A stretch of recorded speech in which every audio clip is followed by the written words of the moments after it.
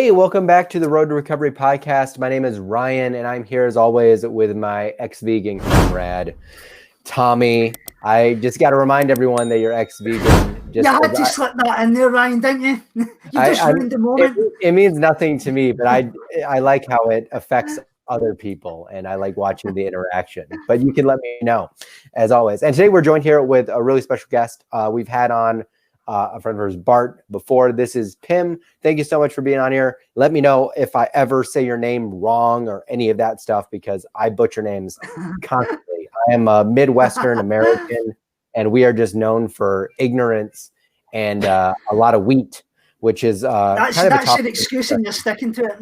Yes, that is my excuse. And so today we're talking about something that is kind of near and dear to my life experience, and that's carb addiction, and in a sense, along with that, kind of binge eating disorder, which I've gone through the wonderful cycle of that many times. So I kind of give us some background and what you do with the coaching and stuff like that as well.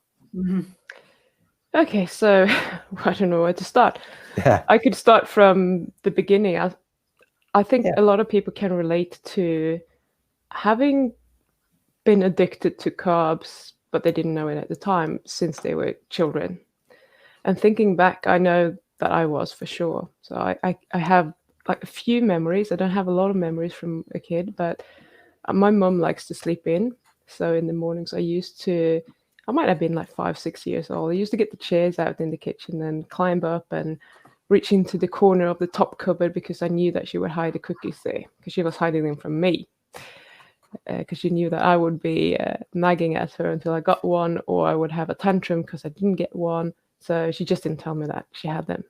And I used to take one or two and hoping that she wouldn't notice. And I don't think she did, because she's never said anything to me. So I don't really know. But it's kind of escalated on from this. That's just like one of the memories that I have that makes me think that this started very early for me. Yeah, that's interesting you bring up, because the one thing that stuck out for me when you were just talking about that now is many of us are carb addicted but don't know it.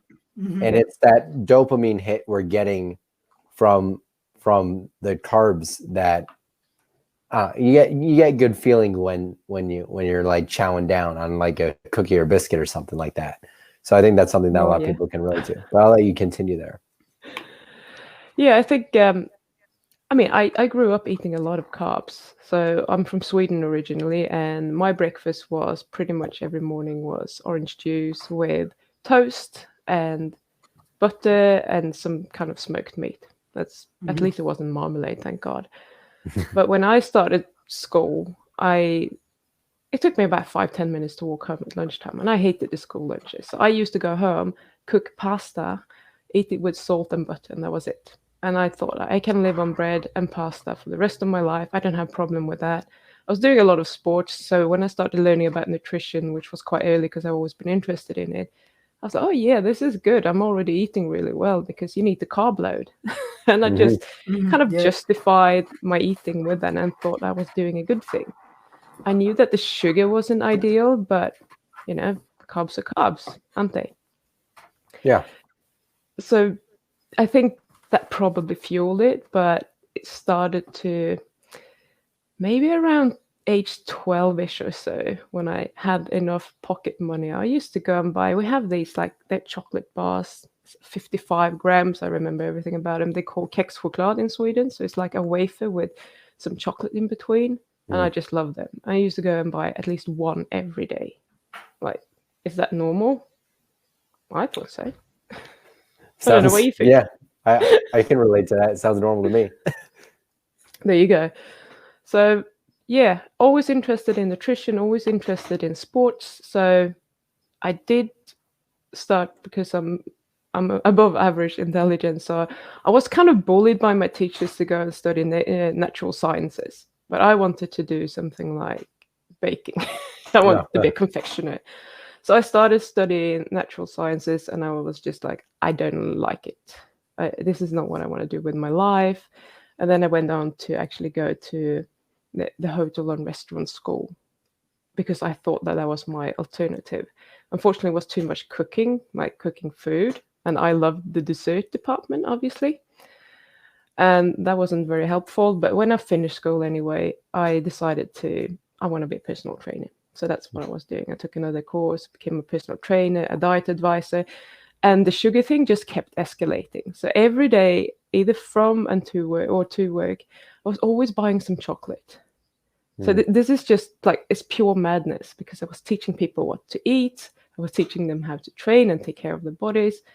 And I was doing everything right, I thought, food-wise. I just had a bit of sugar on top. But it kind of got more and more and more. Because when you are addicted to something, eventually you stop getting the dopamine hit from it. So you stop feeling that pressure, and you just need more of it to actually feel something. And eventually you just need it to feel normal, because without it, you just feel piss poor. If I'm going to use such words. Exactly. So yeah, that's pretty much my life. I'm 43 now, and I kept from the age of maybe, I'm trying to think when I tried the keto diet the first time, because that was kind of helpful in some regards, but it doesn't take away the emotional part. Yeah, no. Go on. No, and when you're talking about going and buying the chocolate bar every day, it actually reminds me of when I was in high school. Every day on the way up to I was doing an internship at a local college, I would drive through Arby's and get a medium Mountain Dew every day. And then after school, I would drive through Wendy's and get a Frosty every day. And that was very similar. I used to do a thing where I used to drink about 6 liters of Pepsi Max a day. And I used to eat peanut butter by the jar and chocolate spread by the jar. It was absolutely unreal. It's holy crap. So when for you though, because you're up until this point, you're now like a personal trainer, and it's kind of just become routine, which is, I think, normal for everyone. Just kind of, and I see it like with my family in their eating patterns and stuff like that. They go through a routine in the evening. They have this every night as sort of their carb hit or whatever they need. It's part of routine. So when did you start noticing it as being an issue? An issue, I don't know if I don't think I realized that it was an issue as such. It was more like, I was never super lean, clearly, because when you're eating chocolate every day, that's not going to happen. So comparing myself to all my colleagues, I thought, you know what, I don't look good. Looking back now, I'm like, well, I was actually quite fit. But, you know, you're always judging yourself in the moment. And when you're around people that are really fit and they don't have much extra on their bodies at all, they're one or two, but I don't compare myself to them. I compare myself to the ones that look really good and they are strong and they're fit and they can do everything. And I thought, you know what, if I just dish the sugar, I would probably look the same and I would probably do better. But I couldn't. I don't know how many times I tried. It's like, on Monday, I'm going to start again. And then you do it for 2 days and then it just gets too much and you give in and you do it again. So the first time I ever actually quit was when I was doing a keto diet, because the cravings just disappeared. And I was like, wow, this is magic. What the hell happened? And at the time, I worked extra on, I think it was like Wednesday evenings and every other Saturday in a bakery. And I was like, yeah, I think I can have one of these and it would be fine. And I just ate one of these little pralines and it was beautiful. And I was fine. So the next time I was like, yeah, I can probably eat it again. And that kind of snowballed pretty quickly, because when you think that you can, you start getting, you know, you're getting a bit of hybrids and you just start pushing the the limits, and all of a sudden there was just needing the carbs again. It's crazy. So I thought I had the solution, but it doesn't work when you kind of keep doing that. And every time you think, next time I'm not going to do that, but you do. What do you think? What are your thoughts on some of that, Tommy? Because I have a few that are going through my mind. Yeah, I was just going to say, I think it's really, really difficult, because obviously in the fitness world, that you're obviously told that you need carbohydrates to build muscle. Obviously, dietitians are telling you you need obviously carbohydrates in your diet. But especially at this time of year, I think it's really, really difficult for people around Christmas. And what I was going to ask you was if you get any tips that you would advise people to try and put a plan in place to obviously avoid like kind of carb addiction and basically falling off the wagon around Christmas time. I do, but it's not around food anymore. I mean, I went on to study a master's degree in nutrition because I thought I missed something. That is something that I don't get here that I need to learn. And what they taught me was just what I already knew, like the nutritional guidelines and everything you get in the magazines. And I have never been so disappointed because I thought they must know, what it is that I'm missing. Why am I still like this? And why is it that some of my clients are not losing the weight that they should be doing? Because I was pretty good with that program that you put everything in and making sure they have exactly the right nutrients and the right macros and everything. So this was only like, what is it now? Maybe 3-4 years ago. I hired a coach, and it wasn't even for my cravings.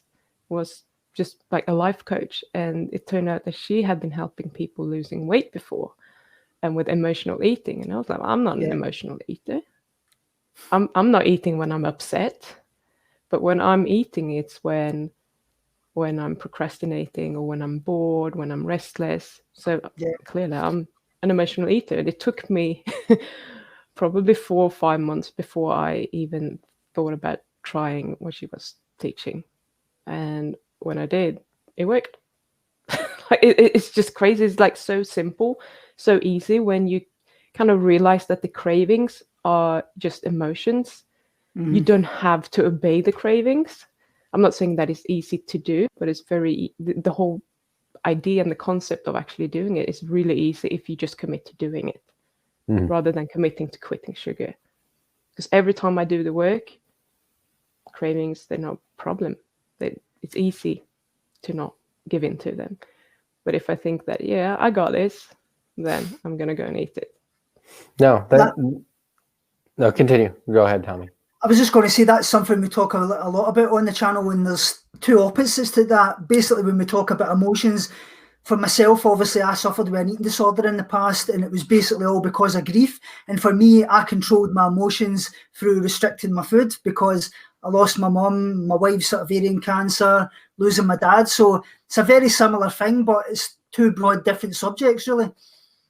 Yeah. No, and even like thinking back to when I started like quote restricting or my food, it's all emotionally based, emotionally based stuff. And so that's why I think, when you have to kind of treat that root in order to actually get the result you want. Otherwise you'll always end up going back to it because you never actually addressed the actual problem. So I think that's pretty fascinating. I think what's amazing for me with the carb addiction stuff is that from looking at it from a person with an eating disorder like myself, it's like where can you meet in the middle? I've always been someone that has to like go 100% on something or just it doesn't happen. So I've had my hardest time is how do you work with someone that is like super OCD and anal about whether it's food or everything, and then how do you get them to like, or maybe you don't, how do you get them to like find a good middle ground? You know what I mean? Or is there a middle ground? You know what I mean? If that makes sense. I actually have a client right now that I think would fit that profile. So we had a rough start, and this happens to some people. They start working with me and they're convincing me that they're going to give in my all, and I'm going to do exactly what you're saying, and we're meeting for a week, and then they disappear. That's me. Like, crickets. I've got a lot of people that I obviously coach with eating disorders. There's a lot of them like that. They basically, I think you've got it's like they're asking for permission to eat certain foods or do certain things. It's like they know the answers to them, but they want you to reaffirm them for them, basically. Yeah. But I know what they're doing. They're off binging somewhere, and they're too ashamed to come back to me. And the first thing I always tell them is that no matter what happens, I'm not going to judge you. I know exactly what it is like. It doesn't matter if you're binging. The best thing you can do if you are, let me know, send me a message. I usually give my clients even my phone number so they can message me on WhatsApp, so I get it straight away, because I know that it can be very rough in the beginning, and still it's like they just ghosting me. They always come back and I always try to get them back, and then they come back and they're like, okay, I'm ready now. I just needed to do this. And then it's like, I need to do it all and it needs to be perfect, otherwise I can't do it. But what I'm more about is actually the middle ground. So I'm always saying to my clients, hey, I am not 100% sugar-free. Just so you know, that's my goal maybe long term, but I'm not committed to making that decision right now. What I've done the last 3 years is going from being unable to control my eating behavior to be able to control it pretty much, I wouldn't say 100% of the time, but very close to it. I can go months without having sugar, and I don't need to plan for it. I don't need anything, and I'm just feeling okay with it. And I want that to be longer than just months. I would love for that to be years, and that's fine. But I always say that, we need to get control of our prefrontal cortex, which is the planning part of the brain, the rational part of the brain. That needs to be in control 100% of the time when it comes to food in the beginning. So I'm using planning a lot. Like if you today have a really strong craving for a chocolate cake or whatever, I want you to give yourself permission to eat that tomorrow, but not now. I don't want you to give in to the craving right now, because then you just reinforce that pathway in your brain. I want you to delay it 24 hours, because then you can eat it with permission. You're not fueling the bad behavior of giving in to the cravings, but you're actually rewarding the part of the brain that is in control. So I'm not so much about getting off the actual sugar right away. I'm about reprogramming your brain, because long term that will actually give you the solution. And usually it doesn't take that long, because when people have been doing that, they're like, but I don't want to eat the sugar, and they stop planning for it. And then it takes longer and longer between the eating off plan, or whatever you want to call it. So that's pretty much how I deal with it. And I've had a couple of people on my podcast before that are typical addiction experts, and they just think that the only way of doing this is to be 100% abstinent.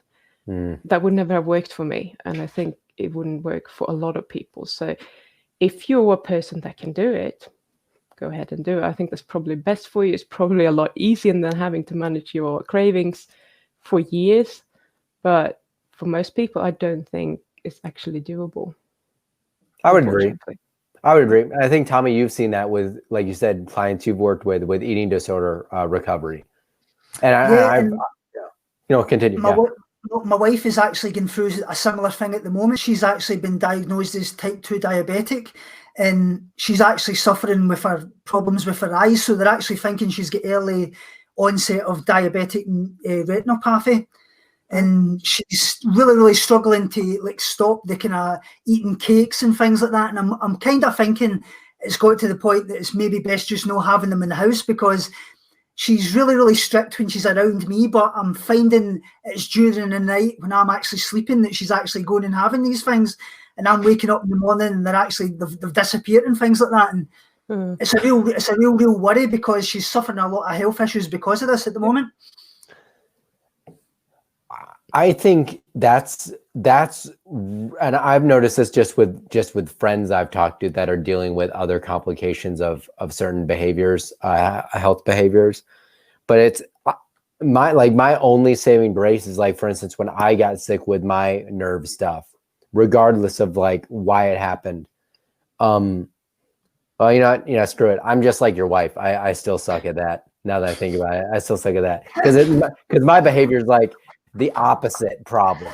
It's like I was going to say that. Yeah, no, it's complete opposite problem. So I totally relate to that. Actually, it's really hard, and it's a mess. The human mind is a mess. But yeah, I do like your approach, Pim, when it comes to, because I do think you're right. I think for like 90+% of people, you have to find a middle ground. Like if I were to try to do this I'm trying to help like my family cut back on like some vegetable oil consumption.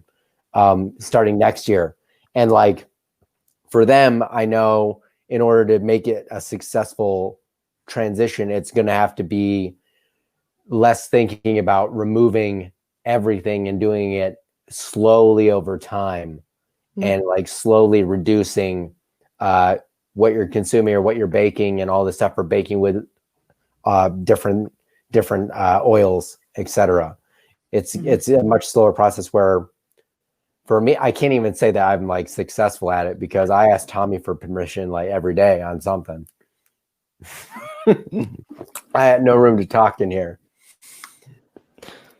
But you recently went carnivore as well, Ryan. So yeah, what can I say? What can I say?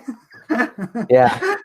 I will say this though. When I did switch to keto, much like you, Pim, I did notice that I wasn't craving like sugar like I had been in the past, where like I would be like, dang, I really want like some ice cream, and then I would just like refrain from eating it out of pure will and fear of with other stuff. But like I actually did not, after I noticed this more as I tried to do more carnivore stuff, I actually wanted just general carbs, even like quote healthy carb like starches, less and less. Like I had a hard time. Like yesterday I had like some rice, and like today I had some like squash, and that was actually kind of hard to eat, not from a mental aspect, but like I just didn't want it. It was like I was forcing myself to eat it for some reason. So I found that kind of interesting. I don't know if you have any thoughts on that type of stuff. I think that's very interesting, and I've heard other people say that when they're on keto, they still have the cravings, but when they switch to carnivore, they disappear. They just go, and they don't need the carbs for some reason or want them. I haven't experienced that myself, but I have never been like 100% carnivore for longer than 16 days. It didn't really agree with me. I got very depressed, like weirdly depressed. So I just had a huge bowl of blueberries, and then I felt much better.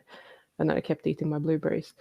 But I've heard other people say that. I'm not really sure why that could be. I'm wondering if one of the reasons could be that you're eating a lot of protein, and some people believe that there is an imbalance in neurotransmitters in the brain, which requires certain amino acids. So if you were deficient in one or two amino acids, then eating a lot of meat will probably take care of that.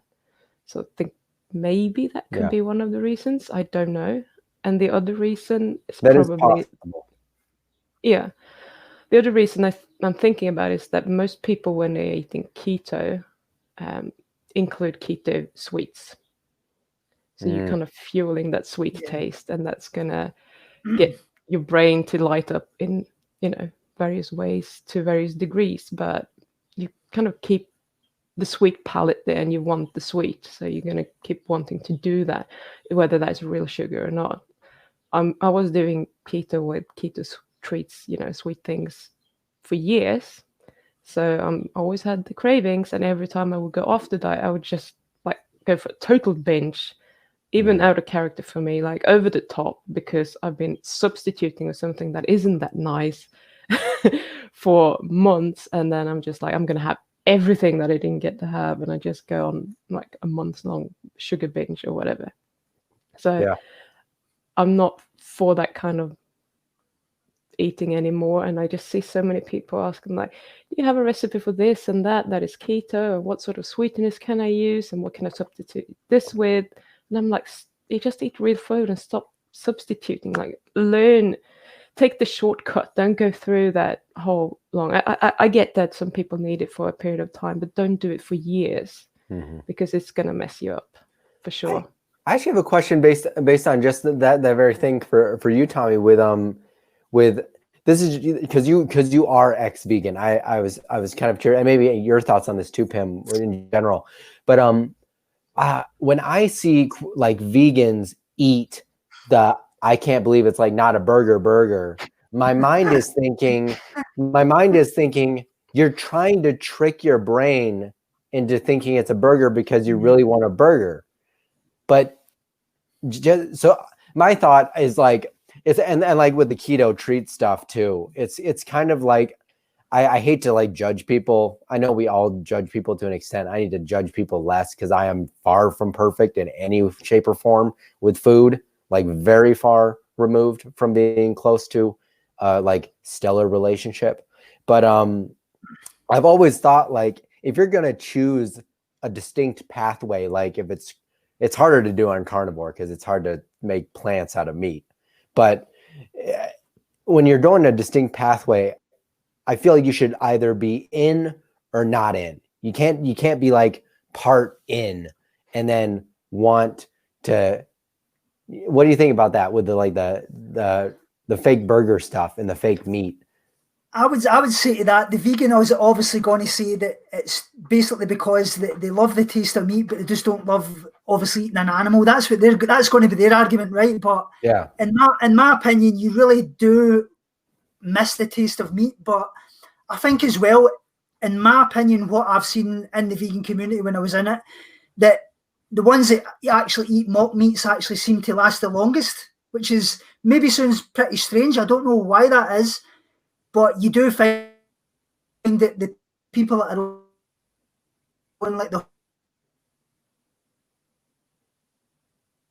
whole food plant-based.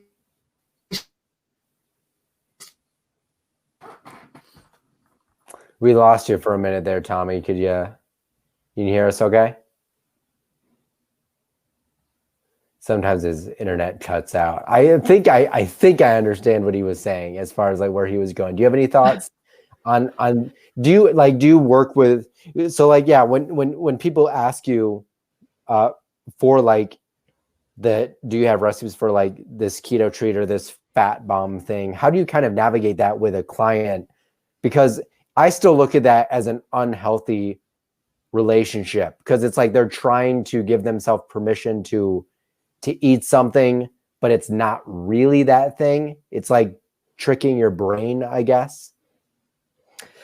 Yeah, so lately I've actually last year or so, I think almost every single client I have had has been trying to do carnivore. So I haven't actually had that problem recently, but thinking back, I've had a couple of people that have been on a normal healthy diet, if you like, and they haven't really been asking too much about substitutes. I usually see this in the Facebook groups, etc. Yeah, that's where I see it. Rather than my clients, because I think they know what I'm about. So when we start working together, they're just like, yeah, I'm here for the cravings, not to try and justify substituting anything. I had 1 or 2 questions about, but if I have a craving, can I have this instead? And that's usually in the beginning. And I'm just saying, hey, when you do that, you're just treading the same path in your brain. You're still reinforcing that pathway, so it's not going to help you. And I think that the con lands pretty quickly.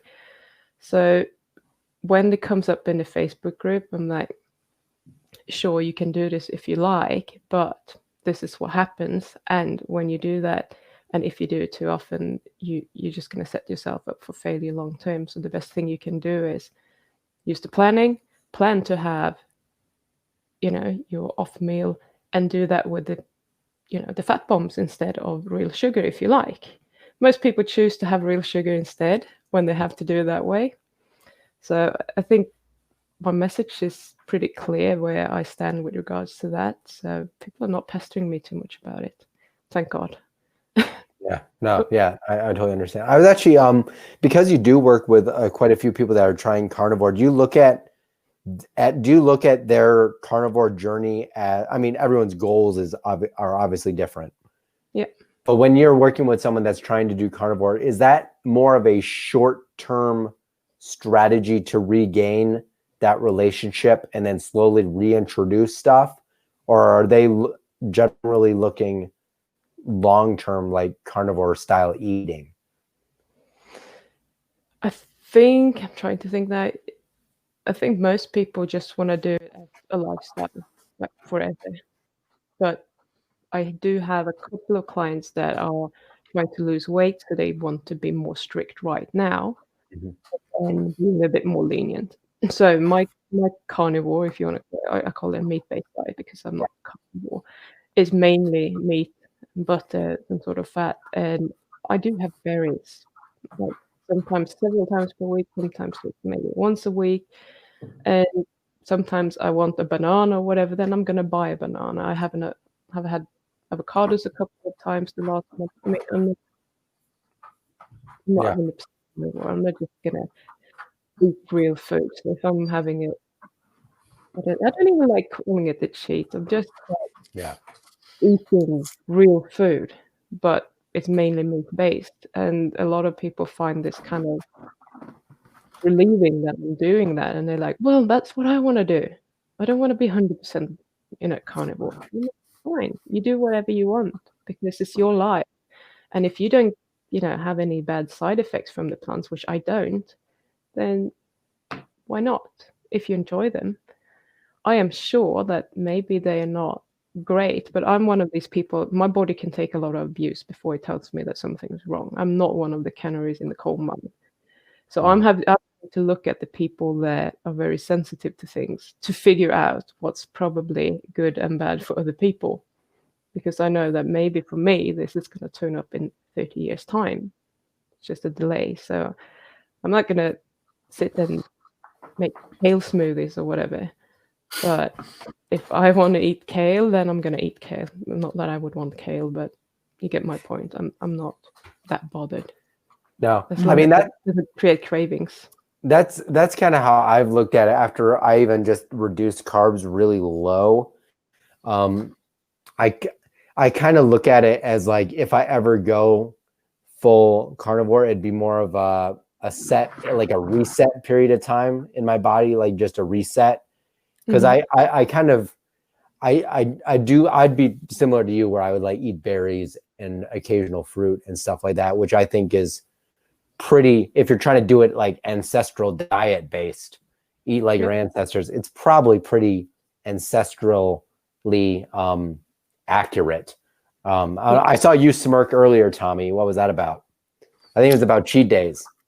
I don't know, Ryan. I've never cheated. No, I mean, I did that whole cheat day thing too. I think what really messed me up was I was working back in the day when I was trying to regain some weight when I was really low weight. I was working with a personal trainer, probably someone similar to what you were doing with clients back in the day, helping them with their fitness goals and diet and stuff. But he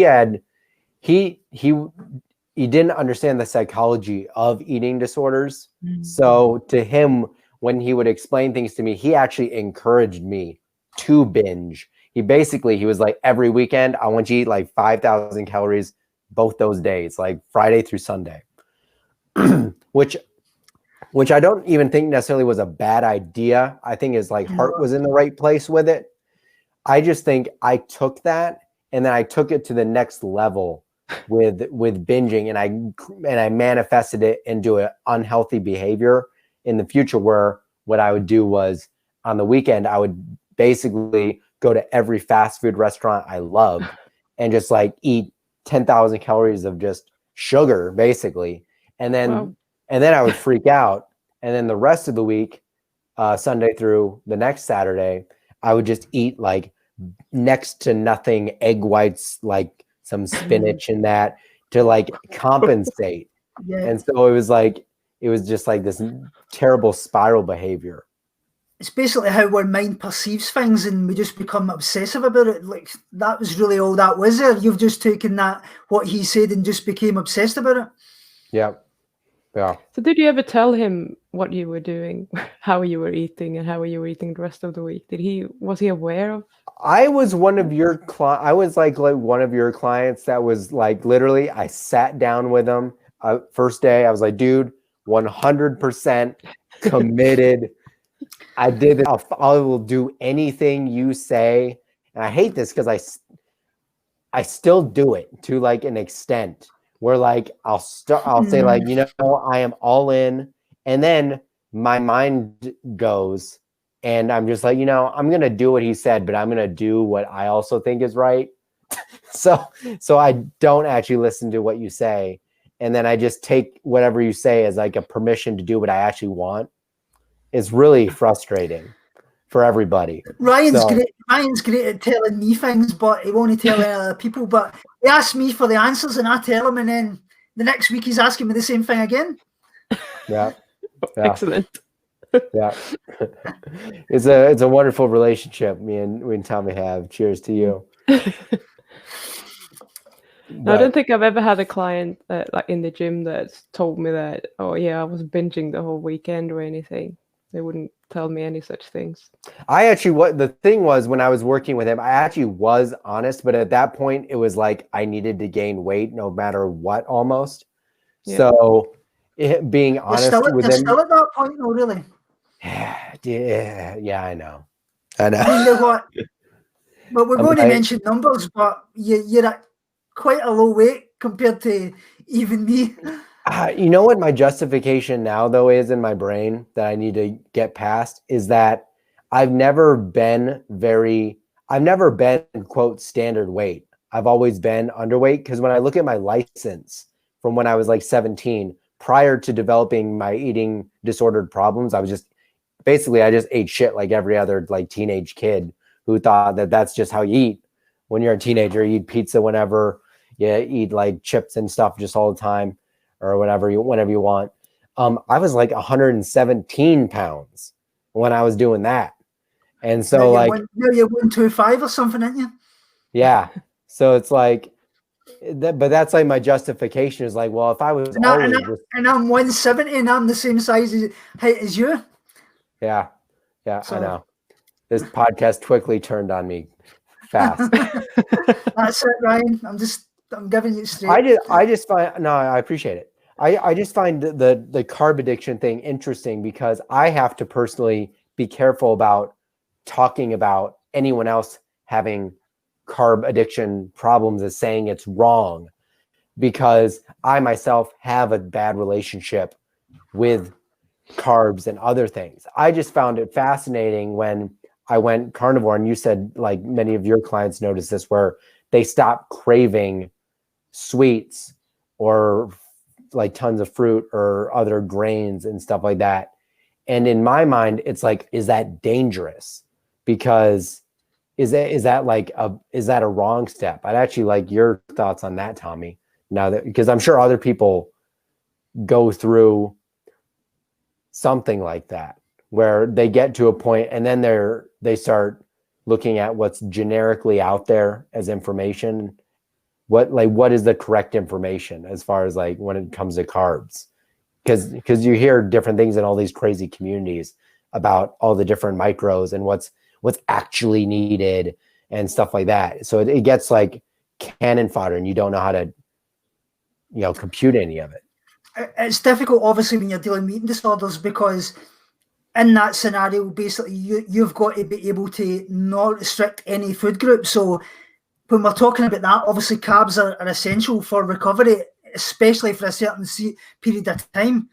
So the way I always advocate is don't avoid any food group. Like, people I'm actually working with at the moment, I've actually got one that's actually he was basically following a carnivore diet, and that was basically because he had a fear of carbohydrates. So trying to get him to obviously face carbohydrates in the form of things like, what we've actually had to do is like introduce things like shakes, where he would be adding in things like goat's milk, some oats that he was afraid of, some berries into that. Now he's kind of developed onto things like sweet potatoes and things like that. So that's kind of my position on that, really. Yeah. I'm not sure. I just find it interesting when Pim, when you're working with clients who I guess, how do you get them comfortable with like admitting like, hey, this last weekend I binged all weekend, you know what I mean? Because the obvious go-to is to like not tell you, you know what I mean?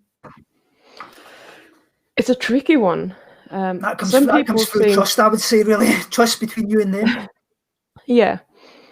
Some people do trust me pretty much straight away. For other people, it seems to be like a process that they just have to go and do it on their own. And I mean, as I said, I know what they're doing. It's obvious. It's always the same thing when they do it. And then they come back and they got the tail between their legs. And sometimes it happens 2 or 3 times, and that's fine. And what I do is that I'm just pretty much every time I talk to them, I just tell them that so far I have never seen anyone go from I want to quit sugar or whatever carbs it might be, or some people coffee or whatever, to quitting. It is an up and down journey. You're going to fall off. Expect that to happen because it's part of the journey. If you're not, then you're the first person I'm ever going to see, probably, and the only one I'm probably ever going to see that didn't fall off the wagon somewhere along the way. Because so far, even some of my clients that have been like brilliant, they've fallen off during, I usually work with people for 12 weeks, and they've fallen off at some point. Maybe a minor fall off, like the hand snuck into the cookie jar and it was just one cookie, but they've still done it. And that's the whole thing, that for some people it's a crash, for other people it's a minor dip, but it's going to happen. And I just trying to reinforce it, that expect it to happen. And when it happens, look at it like, okay, it happened. Now I can learn from this. I can move on. Now on my journey, I'm destined to have it happening X amount of times. Now it's one less. So keep moving forward. It's probably going to happen again. Doesn't matter. What matters is that you're practicing your new behavior as often as you can and keep moving towards that goal. And usually they kind of, they do tell me, but it kind of disappears fairly quickly. There might be a minor sidestep here and there, and then they're like, yeah, this happened. And they kind of turn around sometimes to try and make it like a non-issue. And I want them to address it with me, because as much as I'm not, it's going to happen, we need to use it and learn from it. So we can't just sweep it under the carpet, because then we're kind of ignoring that it happened, and we can pretend that it didn't happen, and that's not going to be helpful either. So everything that happens needs to come up, and we need to have a look at it, go through it, see, okay, what triggered you? Why did you react that way? How come that you couldn't sit with the craving and just allow the craving to be there, and look at the situation, and then kind of almost like make a plan for what to do next time that happens. And that's how you kind of can move on, and hopefully that same situation will not end in the same mishap, if you like. No, that's good advice. I think that's advice that translates kind of across the board with anybody who's trying to achieve some sort of any goal, really, whether it's like a mental goal, a professional goal. There's that. I think like what you said, you kind of have to give yourself a little grace along the pathway. Know that perfection, and this has been my journey as well as I'm sure yours, Tommy, too, is that you are not going to go in this straight line of you're going to get there perfectly. It's usually a really bumpy, oh God, yeah, bumpy graph. If I were to have actually Excel spreadsheeted my recovery, at which actually I think it's funny. My dad actually did for a while track my weight by pen for like a good year, and I think if we actually plugged it into an Excel, it'd be like this. And I look at my Fitness Pal, and it's like this. but it's just one of those things. So I think that's you have any other thoughts on that, Tommy, or anything? No, I think you've covered that. Yeah. No, definitely. There's another thing that I also want people to know is that it's pure biology. Like we are programmed to eat those kind of things. We're not made for being in a society where we have all these temptations and processed foods that stimulate that sort of reward every time we eat it. So anyone who's addicted to anything is actually a perfect human being. We would have done really, really well back in the days seeking out our own food and finding whatever we wanted to do or eat, etc. So we're kind of fighting our own biology because we have to, because we're so clever at making all these foods that just taste amazing and lights everything up really easily. Yeah. So there's nothing wrong with you. Like, really, there's nothing wrong with you. There's nothing wrong with me. I'm just a well-functioning human being, and I need to work with that. I need to learn how to control that, unfortunately. And 2,000 years ago, no one needed to control that because that wasn't an issue. No. I think that's actually a really good note kind of to end on, actually, because I think that's something that everybody everybody relates to. So I really appreciate you, Pim, coming on and talking about some of this stuff, because it's been a truly kind of eye-opening discussion for me on multiple fronts. And I think carb addiction is really just the story of human addiction in general, and human psychology and behavior, and how our hormones were meant to work over millions of years of evolution and behavior.